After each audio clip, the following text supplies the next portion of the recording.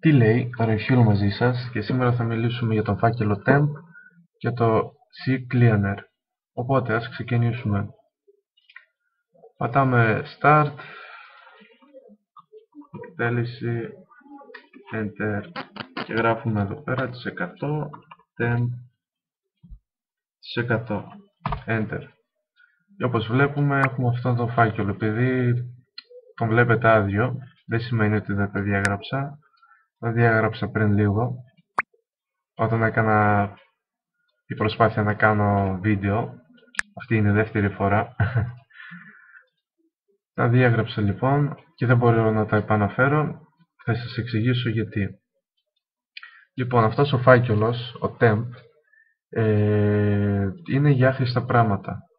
Είναι όπως η RAM μας που είναι για λίγο μας χρειάζεται η RAM, ας πούμε να κάνει κάποια διαδικασία.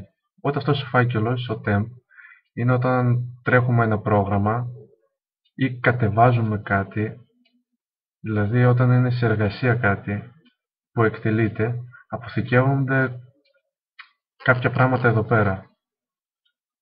Και μόλις γίνει αυτή η εγκατάσταση, αυτή η εργασία, αυτά τα πράγματα που αποθηκεύονται εδώ πέρα είναι πολύ άχρηστα. Οπότε τι κάνουμε? Πατάμε Ctrl Α ή τα επιλέγουμε όλα, πατάμε Delete. Και αν σας βγάζει αυτό το μήνυμα ότι δεν μπορείτε να τα διαγράψετε, προσπαθήστε ξανά ή παράληψη, θα πατήσετε παράληψη. Ωραία. Οπότε, λοιπόν, κλείνουμε αυτό, το διαγράφετε και πάμε στο πρόγραμμα το CCleaner. Πατάμε Run Cleaner. Ωραία, τα διαγράψαμε. Και κάνουμε ένα restart του υπολογιστή μας. Αυτό είναι. Είμαστε έτοιμοι. Όποια απορία έχετε, μπείτε στο Facebook στη σελίδα μου, γράψτε ό,τι απορία έχετε ή κάτω από το βίντεο.